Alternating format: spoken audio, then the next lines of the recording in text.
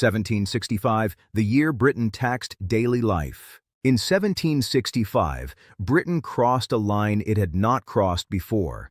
Not because it invented taxation, and not because it suddenly became harsher, but because it chose a tax that would be encountered by ordinary people in ordinary moments.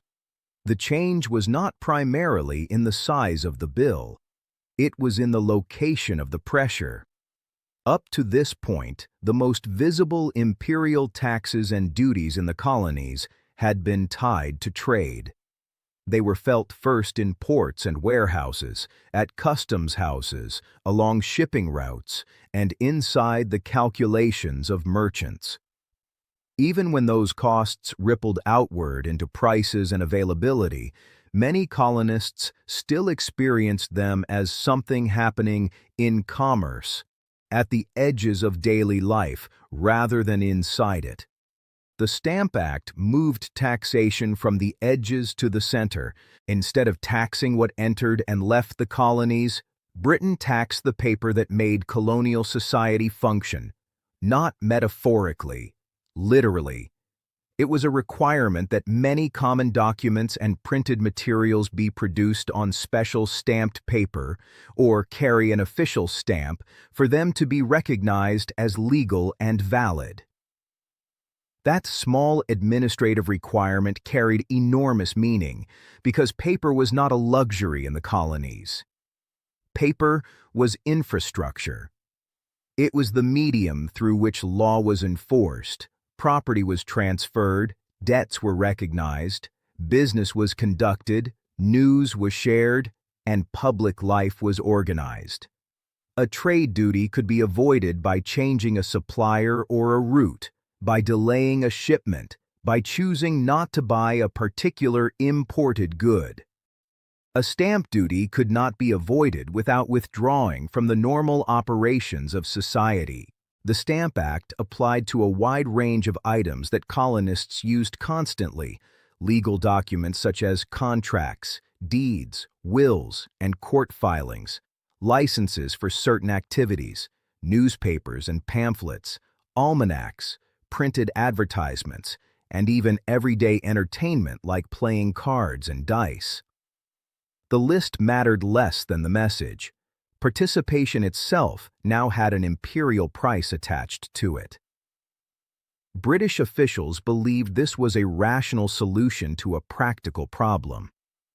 Britain's debt remained massive after the war, and officials were committed to the idea that the colonies should share the burden of empire. A stamp duty promised something earlier measures did not: predictability. Paper passed through visible institutions, courts, print shops, clerks' offices, merchants' desks. If the law required stamped paper for legality, then compliance would be easier to track. Enforcement would not rely as heavily on chasing smugglers across coasts and borders.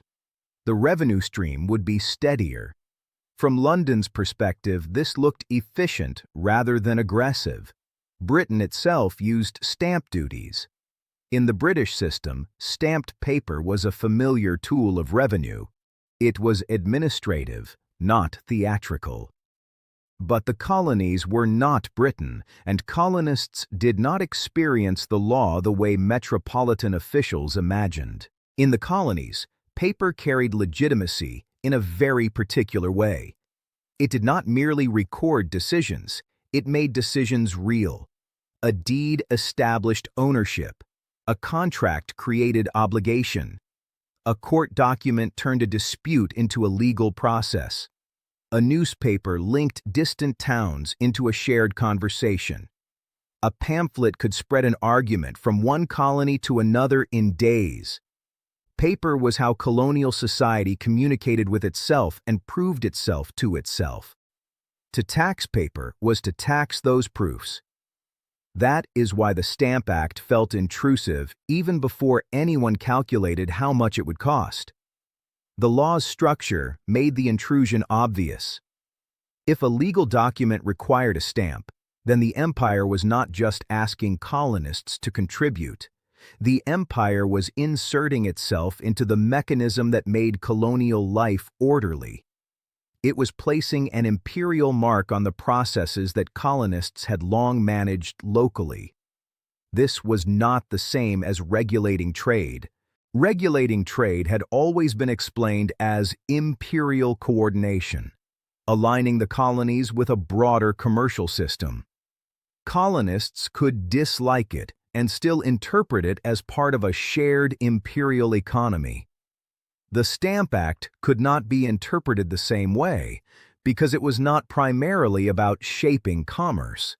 It was about raising revenue from internal life, what colonists did within their own communities, under their own institutions. That internal reach changed the way people asked the central question: who has the right to tax? Colonial assemblies had been raising taxes for generations. They funded roads and bridges, paid militia expenses, supported courts, and handled local administration. These taxes could be unpopular, but they were debated and justified by representatives who lived among the people who paid them. Colonists were accustomed to arguing with their own leaders about taxes and then accepting the outcome as legitimate because it came through familiar channels. The Stamp Act bypassed those channels entirely. It did not request colonial assemblies to raise revenue for imperial needs. It did not offer colonies a choice of methods. It did not treat colonial legislatures as partners. It treated the colonies as subjects of Parliament in the most direct sense. Parliament would decide, and colonists would comply. British officials assumed that virtual representation answered the legitimacy problem.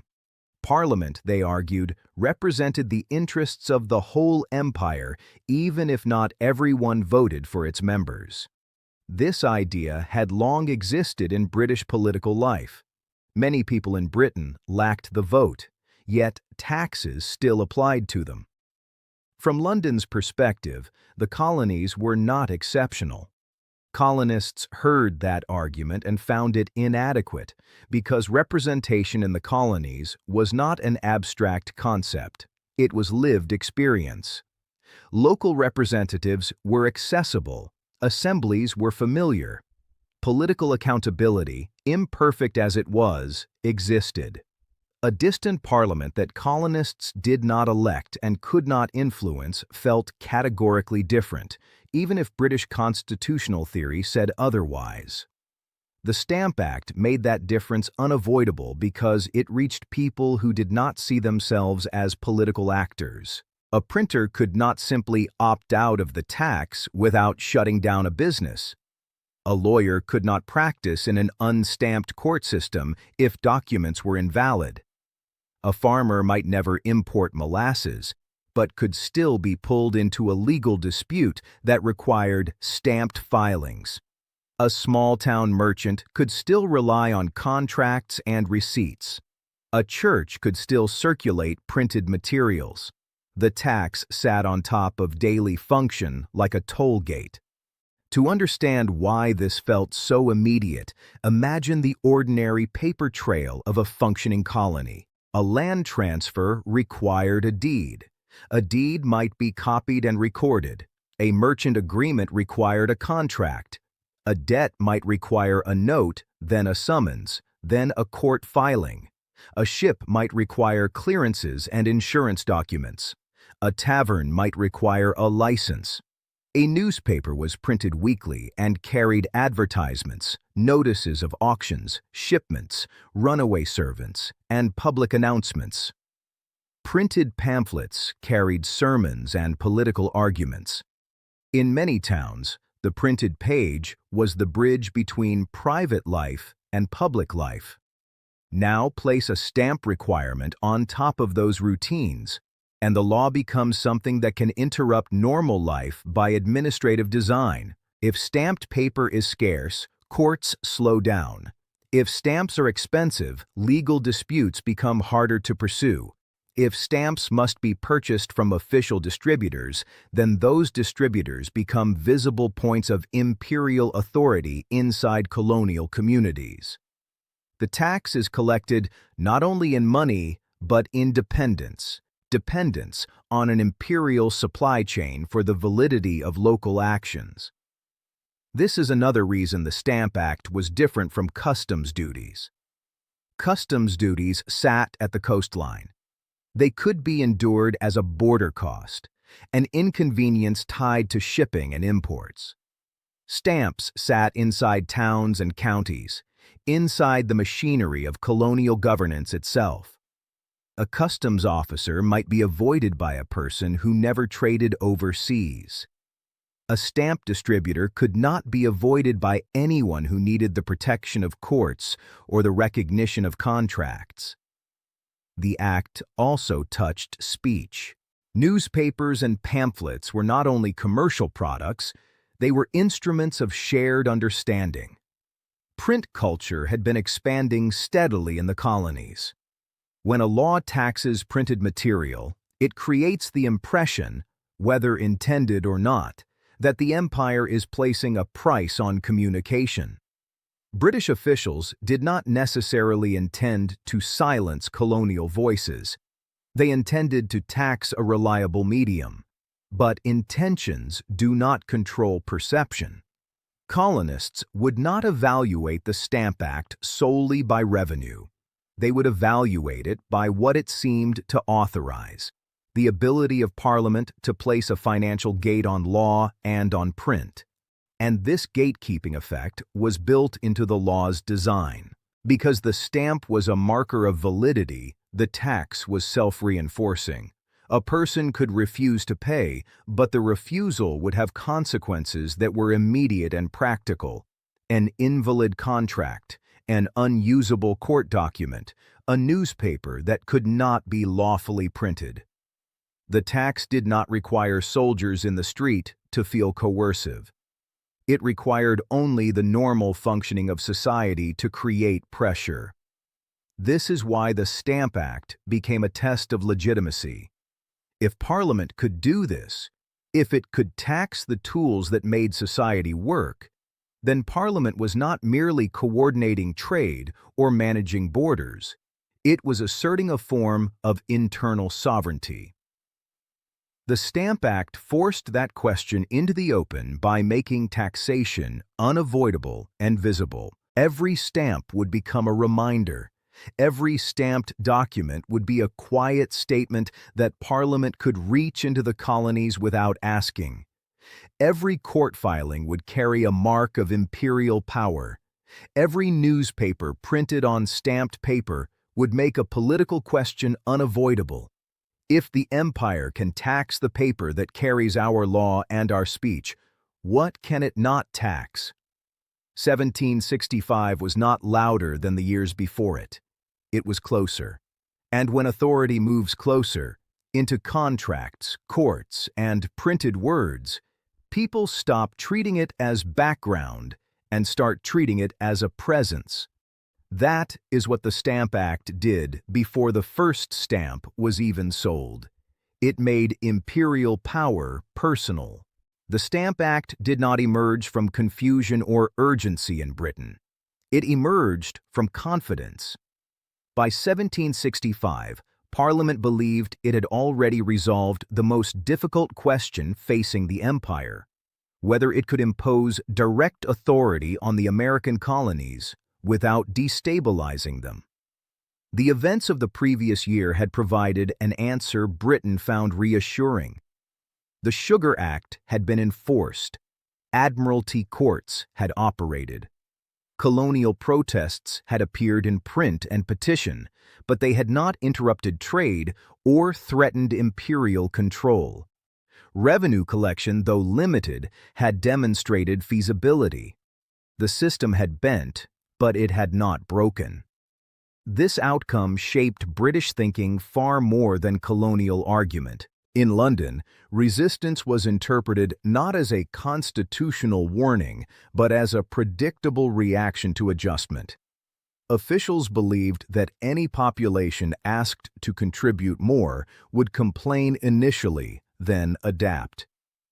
This belief was grounded in British experience at home, where taxation was common, unpopular, and ultimately accepted as a condition of governance. From Parliament's perspective, the American colonies were no exception. Members of Parliament did not view the Stamp Act as radical. They viewed it as logical. The empire had expanded. The empire required revenue. The colonies benefited directly from imperial protection. Therefore, the colonies should contribute directly to imperial cost. This reasoning felt straightforward in Britain. The war had nearly doubled the national debt. Interest payments alone consumed a significant portion of government revenue. British taxpayers already carried heavy burdens. Continued defense of North America required maintaining troops, forts, and supply networks long after fighting had ended. Parliament faced a choice: raise taxes at home again or require colonial contribution. The second option appeared politically and morally defensible. British voters expected Parliament to manage imperial finances responsibly. Asking the colonies to share the burden was framed as fairness, not exploitation. Parliament did not see itself as imposing a new obligation, but correcting an imbalance that had existed for too long. Colonial arguments against taxation were heard, but discounted. Members of Parliament acknowledged that the colonies lacked direct representation. They did not consider this a disqualifying problem. Britain itself contained large populations who did not vote, yet were still taxed. Representation, in British constitutional theory, was not defined by direct election alone. This was the doctrine of virtual representation. Under this doctrine, Parliament claimed to represent the interests of all British subjects, regardless of whether those subjects had chosen their representatives. Parliamentarians argued that they legislated for the good of the entire empire, not for narrow local interests.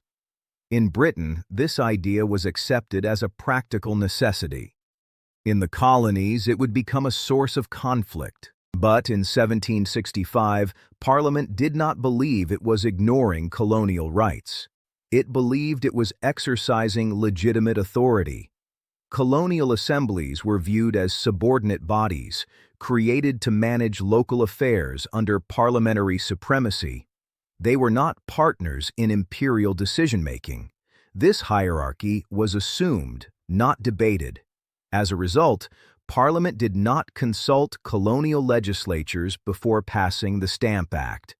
There were no requests for input, no negotiations over method, no attempt to involve colonial institutions in revenue collection. The law was designed, debated, passed, and scheduled for implementation entirely within the British system. This process reflected how Parliament understood empire. Empire was not a federation of equals. It was a structure of authority, with Parliament at the top.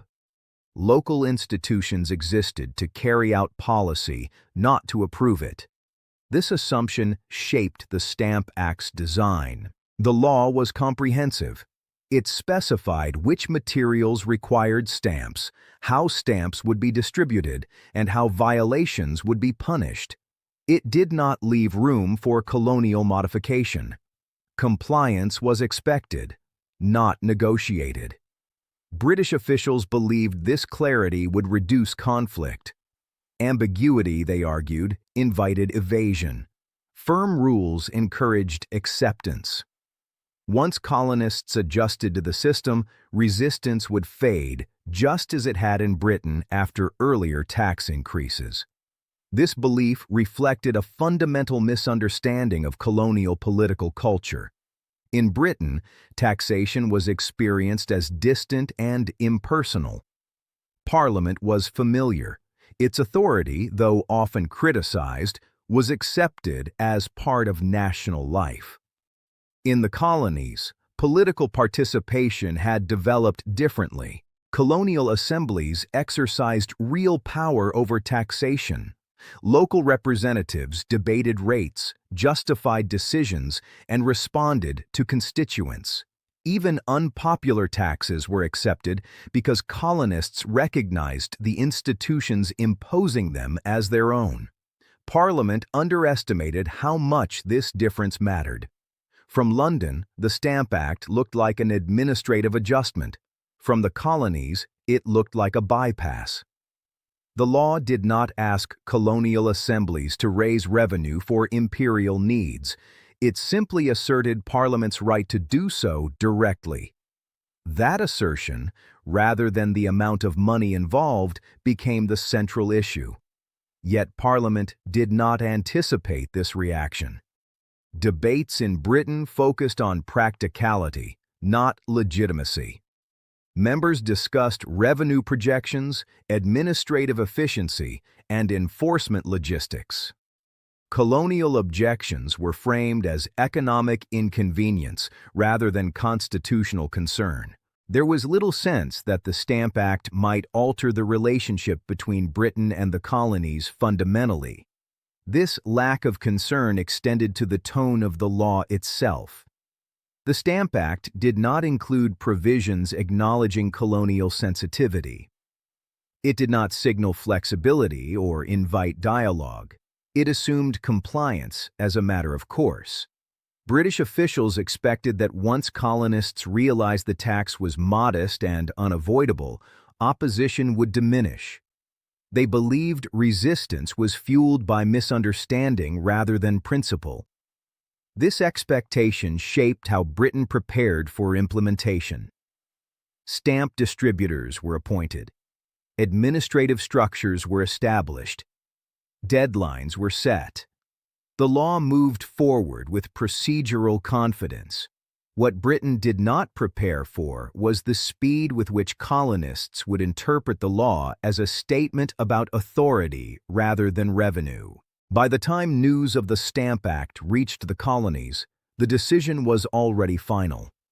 There was no opportunity for colonial input before passage. No delay that could be used for negotiation. The law arrived as a completed fact. That fact mattered. Colonists would soon argue that the Stamp Act was illegitimate because it was imposed without consent.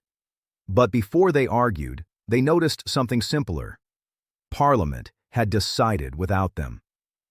This realization reframed every subsequent debate. The issue was no longer whether the tax was reasonable. It was whether Parliament understood itself as accountable to colonial society at all. In 1765, Parliament answered that question without intending to. It acted. And in acting without consultation, it made clear that colonial agreement was not required for imperial policy. That clarity would define the year that followed. Colonists did not need months of debate to understand that the Stamp Act was different. They felt the difference almost immediately. Earlier, imperial measures had affected behavior at the margins of colonial life. Trade duties altered prices.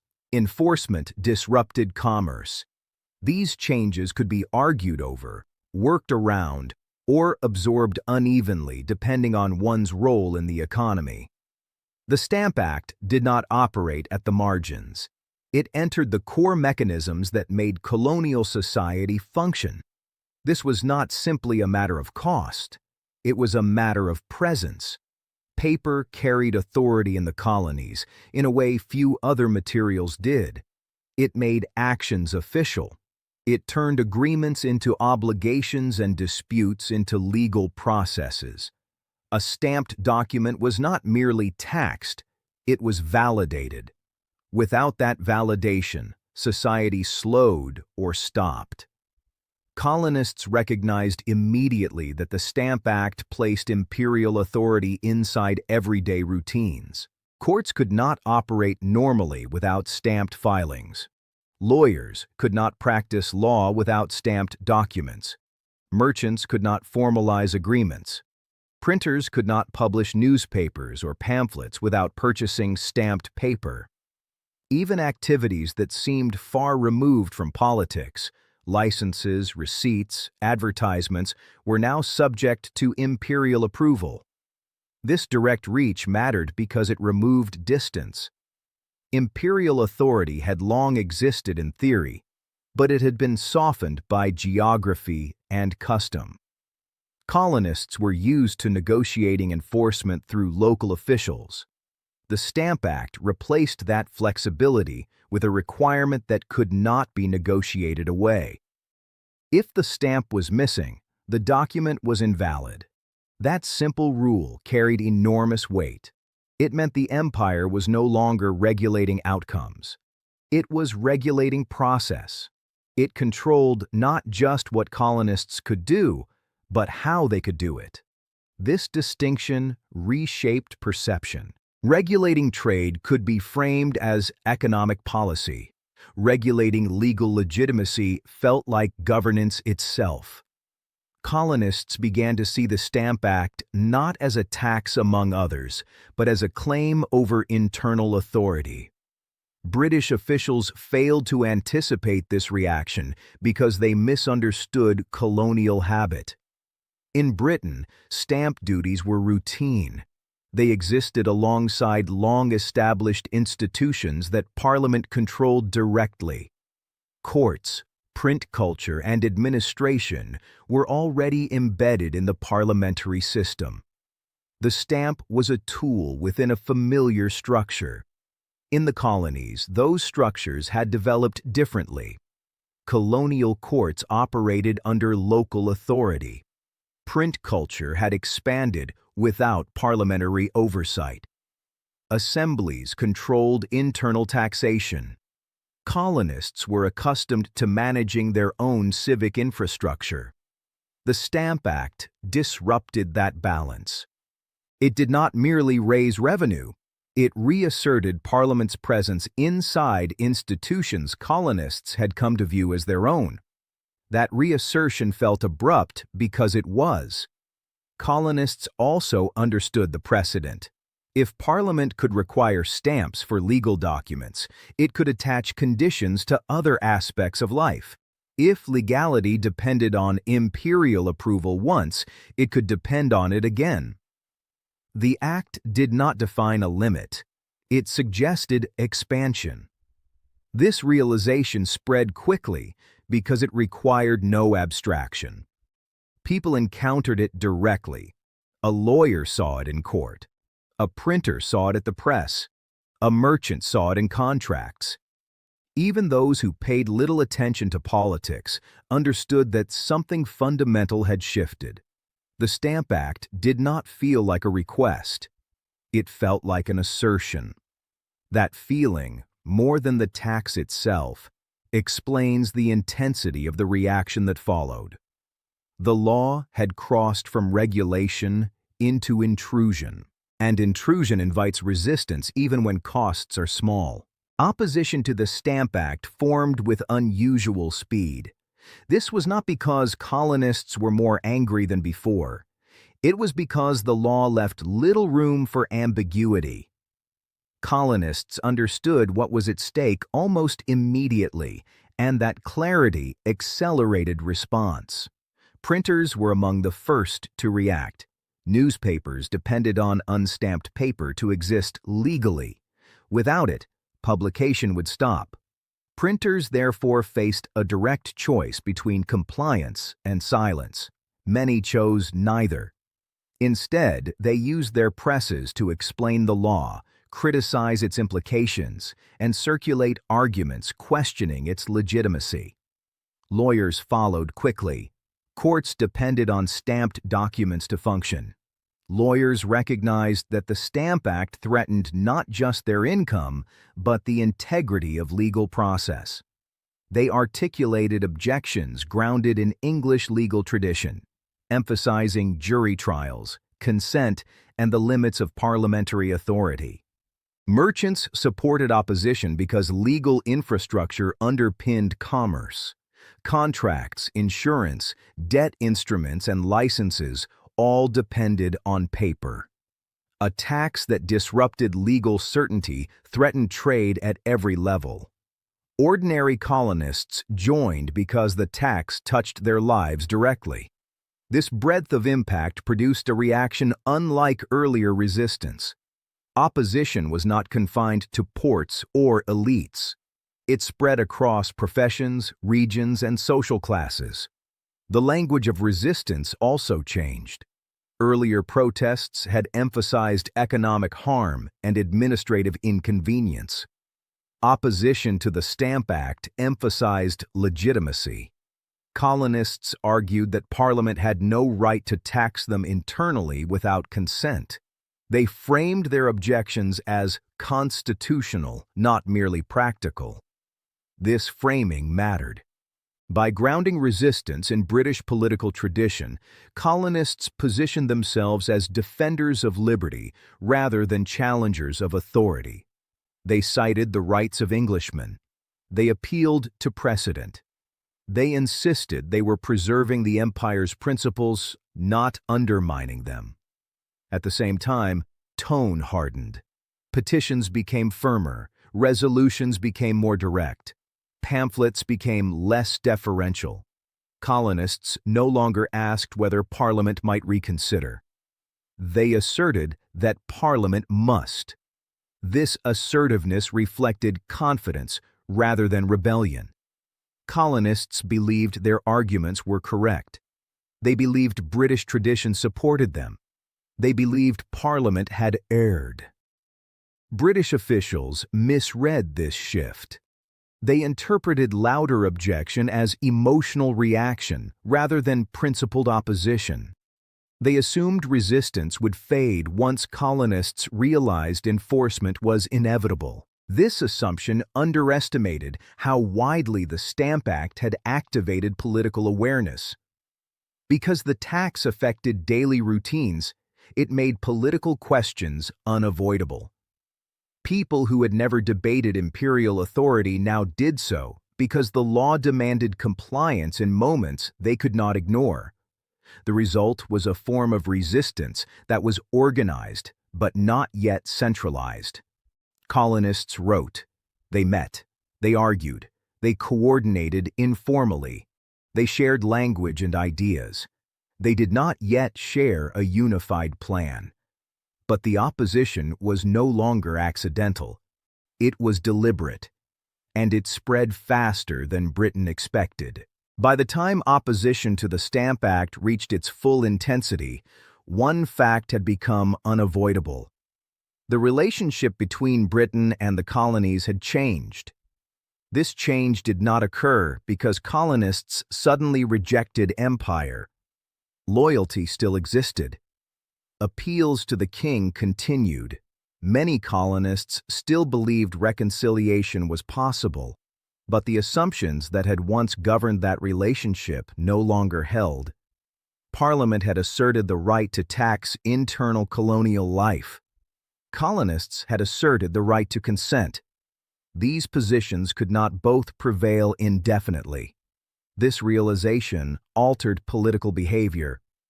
Resistance became more organized because colonists understood the issue was structural, not temporary. Repeal of a single law would not resolve the underlying question. The Stamp Act clarified how Britain understood its authority and how far it was willing to go. Colonists began planning not just how to oppose the law, but how to respond to what came next. This planning did not yet take revolutionary form. There were no calls for independence, no rejection of monarchy, but there was recognition that future imperial actions would likely follow the same logic. That recognition mattered. Once people believe a pattern exists, they stop treating events as isolated.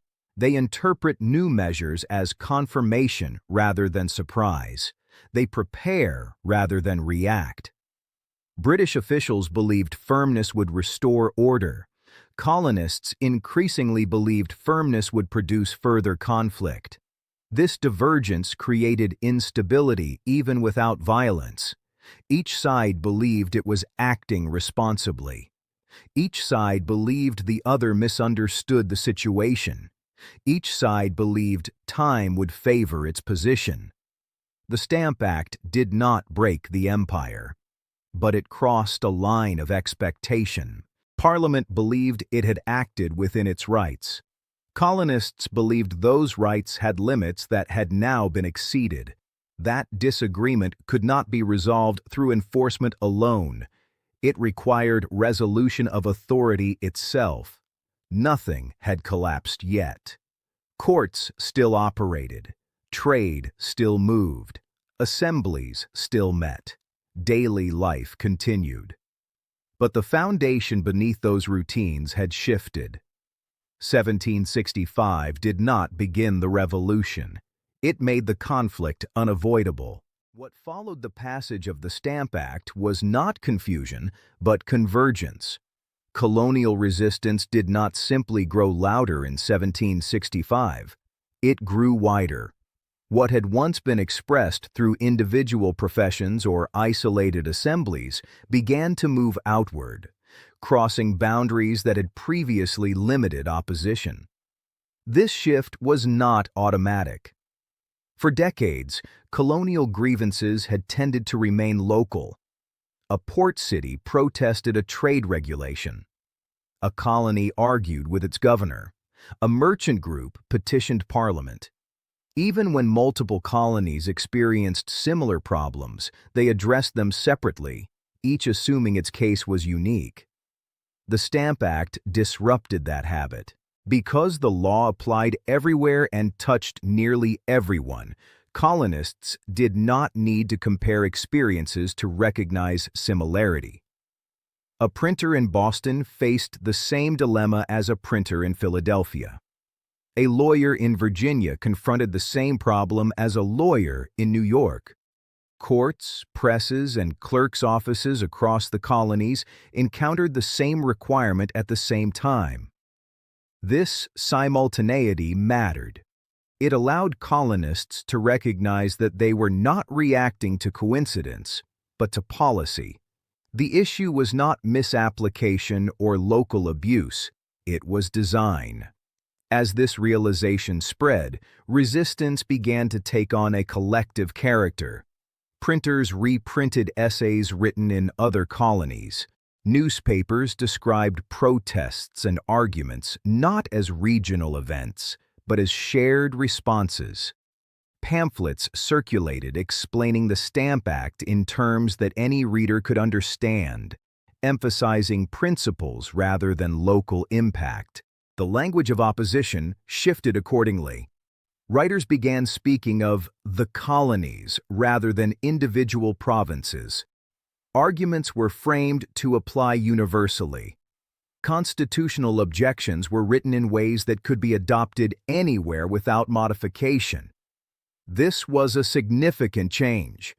For the first time, colonists were not merely objecting to a law. They were recognizing themselves as participants in a shared political condition. The Stamp Act had produced something earlier measures had not, a common experience that invited common interpretation. Colonial assemblies contributed to this shift.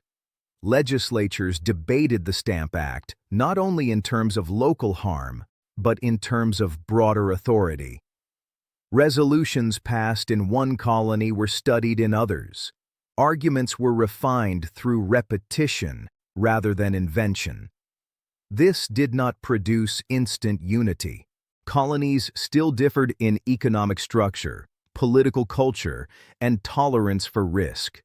Some were more cautious, others more assertive. But the recognition that resistance carried more weight when echoed elsewhere began to influence strategy.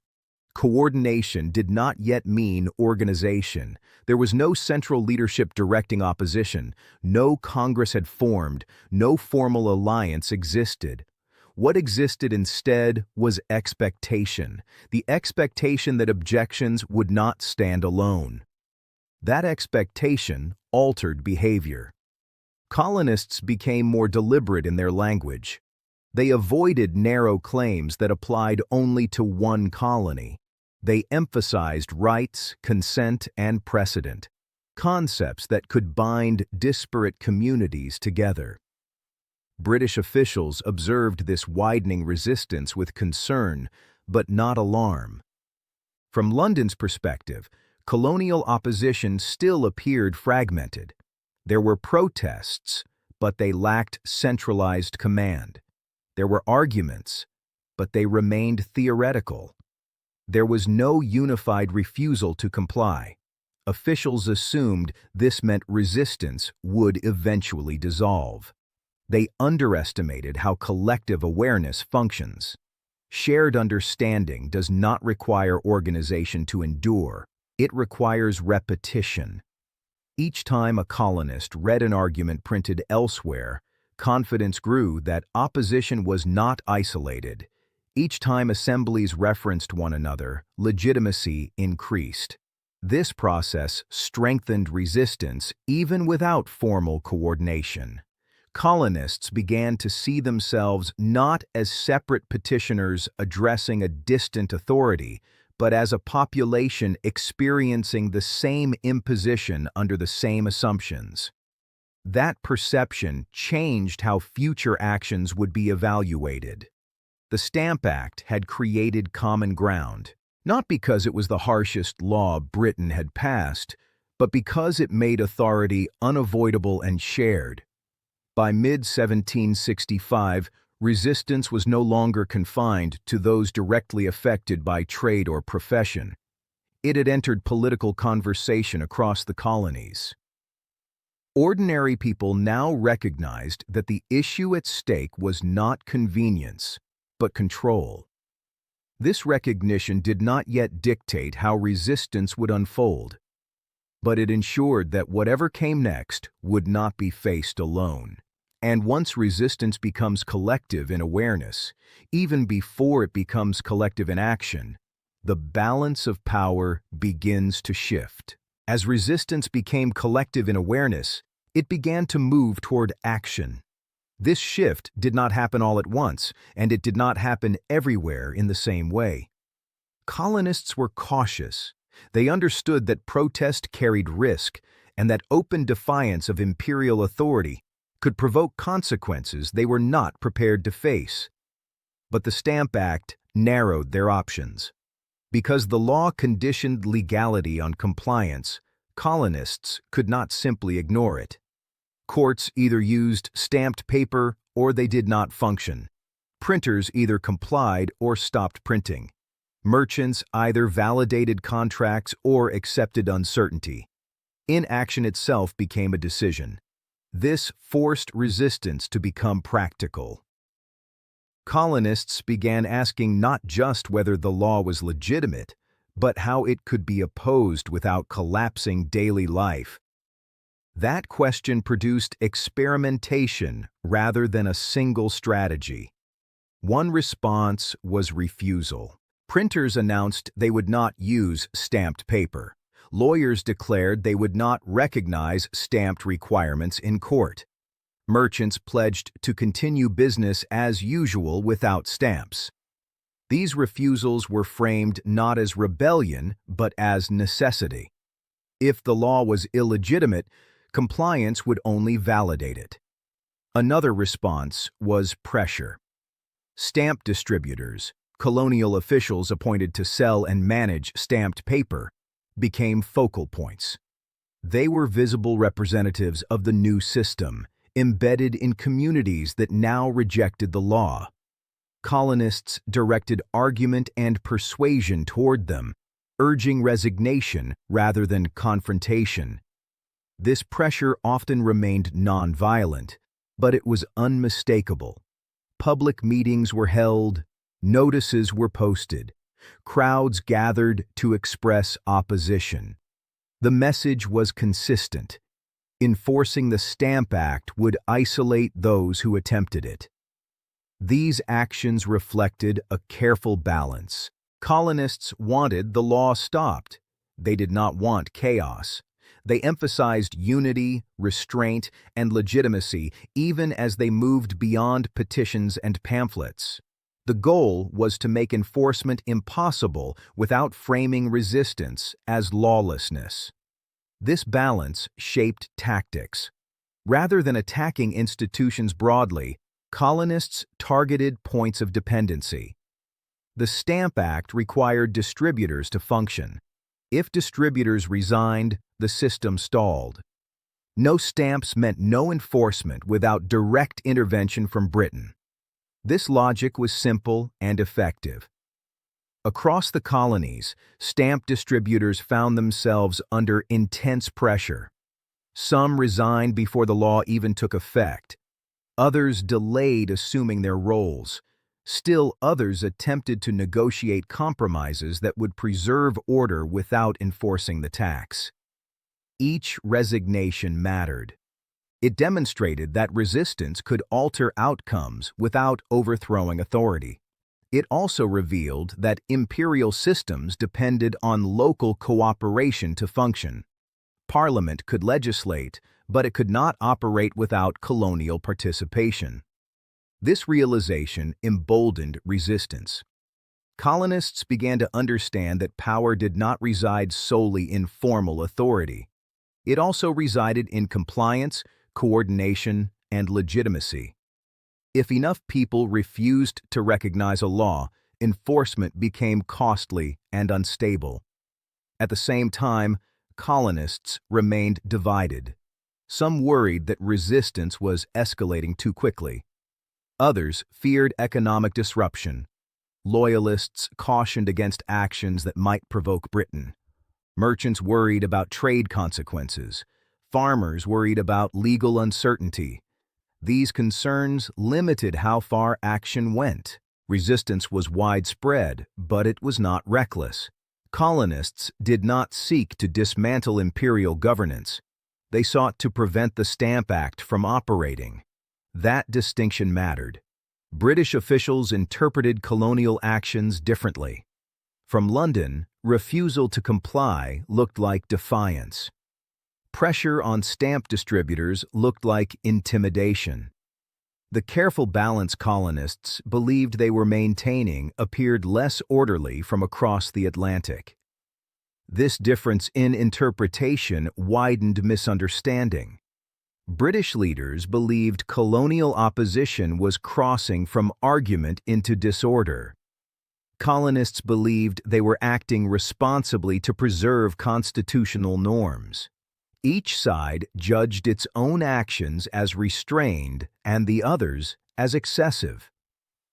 Despite this divergence, enforcement faltered. Courts hesitated to proceed. Printers continued publishing without stamps. Legal business carried on informally. The Stamp Act existed on paper, but not in practice. This gap between law and operation was significant. It showed colonists that collective action could interrupt imperial policy.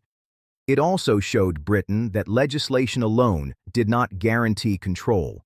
Authority required acceptance, not just assertion.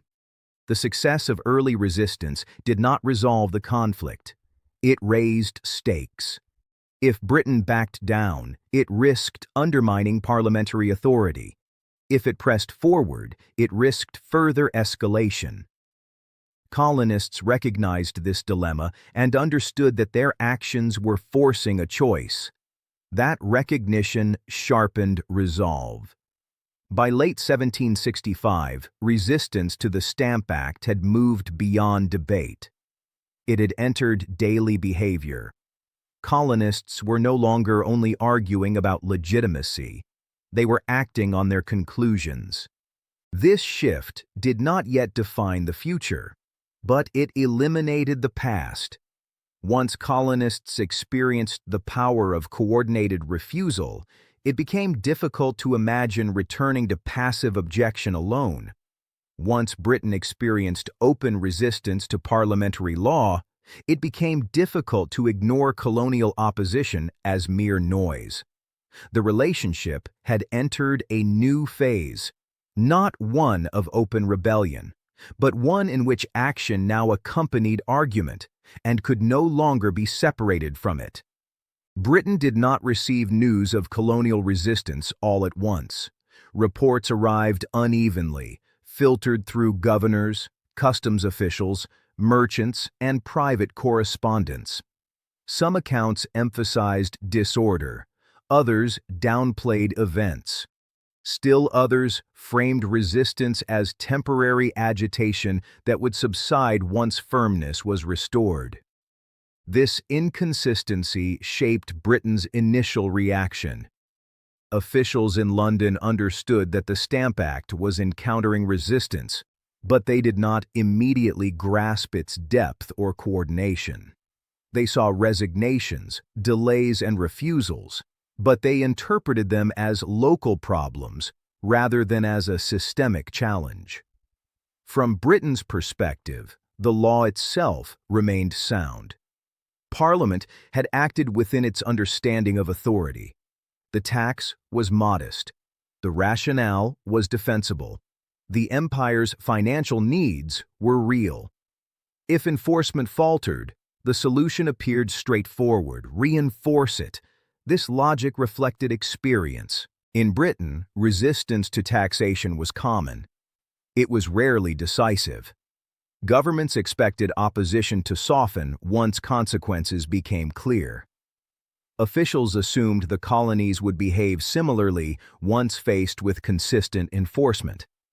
What they underestimated was how dependent enforcement was on local legitimacy. Stamp distributors had been appointed, but they were colonial residents, not imperial soldiers. Customs officials relied on local cooperation. Courts depended on community participation. Britain could not impose compliance mechanically without colonial involvement. As resistance disrupted these channels, the limits of authority became visible. Still, Britain hesitated. Officials debated whether resistance justified alteration of policy. Some argued that retreat would encourage further defiance. Others worried that pressing forward without adjustment might deepen opposition. The absence of immediate collapse allowed both views to persist. This produced delay rather than decision. Governors were instructed to maintain order and encourage compliance. They were not given new authority or additional resources. Parliament did not immediately amend the law. Britain chose to observe rather than intervene forcefully. Colonists noticed. They saw hesitation where they had expected certainty. They interpreted Britain's lack of immediate response as uncertainty rather than restraint. Each day, the law failed to operate, normally reinforced the belief that resistance was working. This belief mattered. It encouraged colonists to maintain pressure. It discouraged compromise. It strengthened the idea that authority could be influenced through coordinated action. British officials interpreted the same events differently. They believed time favored the empire. Resistance, they assumed, would become unsustainable. Economic disruption would pressure colonists to comply. Legal uncertainty would encourage order. The system would eventually settle. This mutual misreading deepened the divide.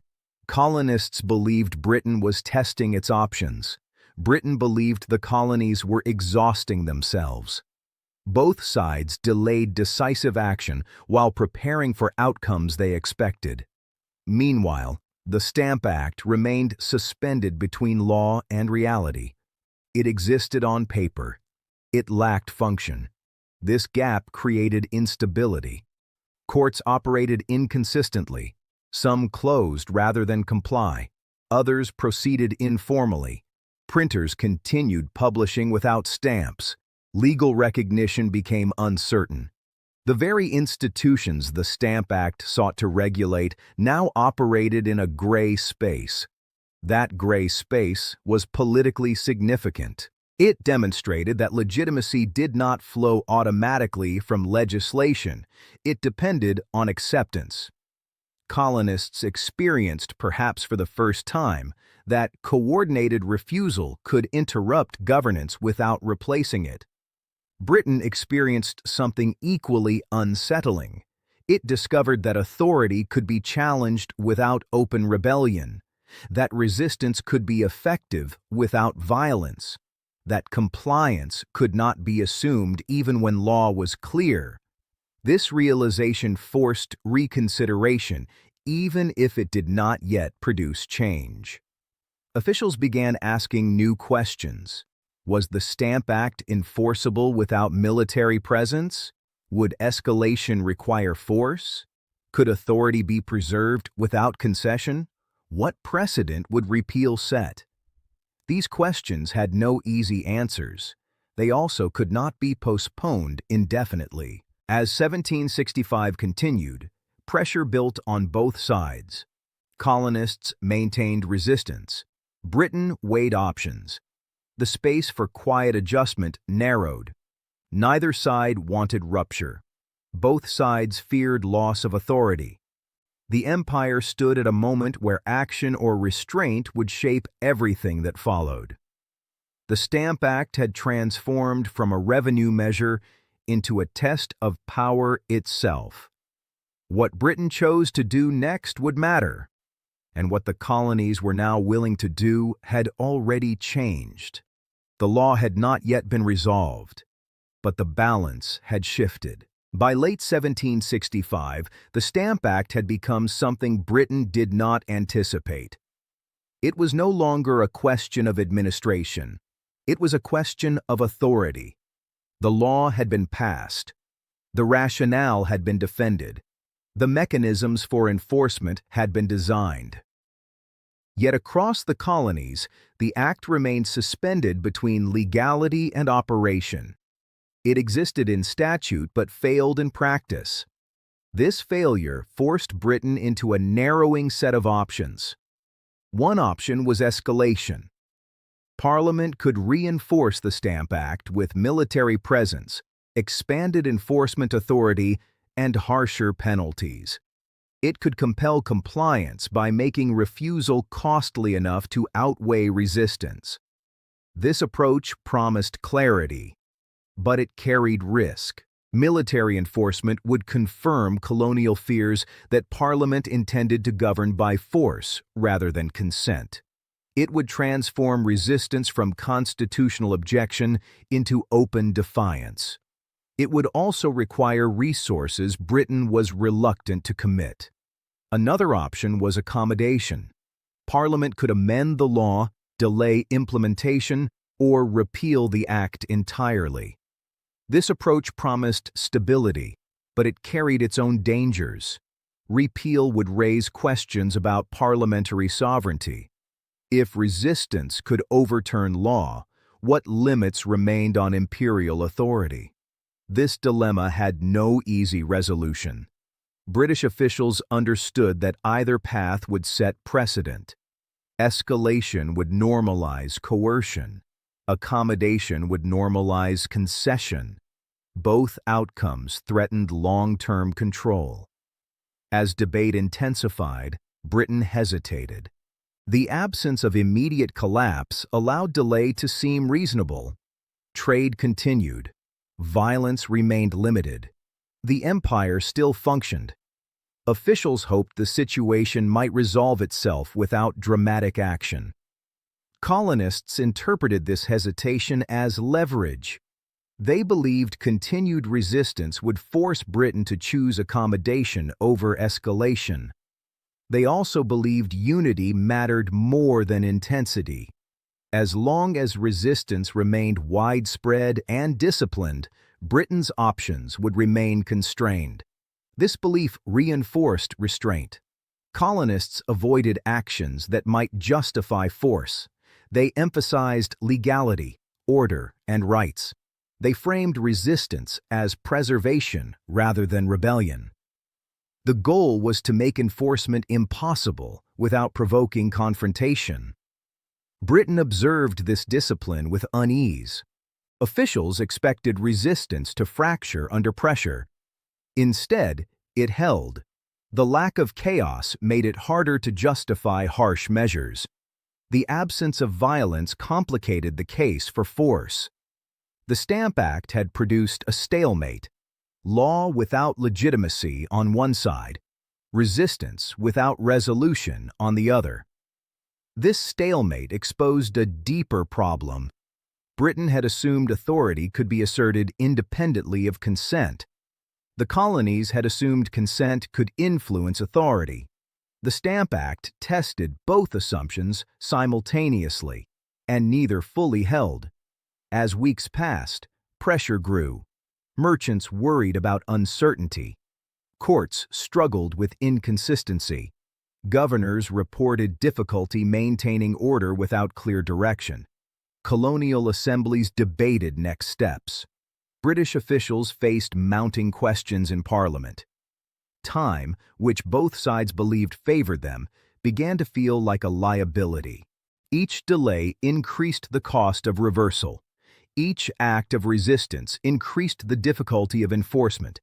Each day without resolution deepened the impression that the empire lacked a shared understanding of governance.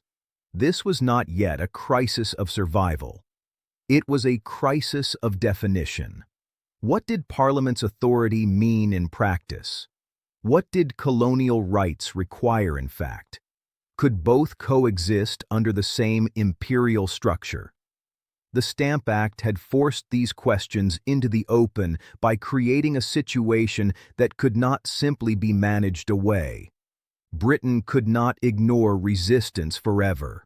The colonies could not sustain uncertainty indefinitely. A decision was coming, not because either side wanted confrontation, but because the space for avoidance had disappeared.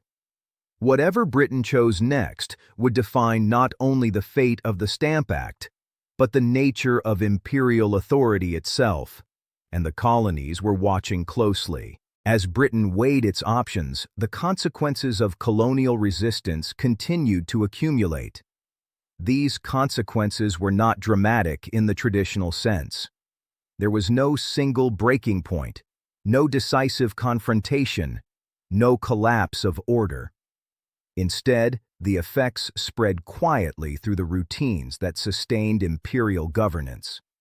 The Stamp Act's failure to operate normally created uncertainty across the colonies. Courts faced inconsistent standards. Some halted proceedings rather than legitimize stamped requirements. Others continued informally, risking questions about legality.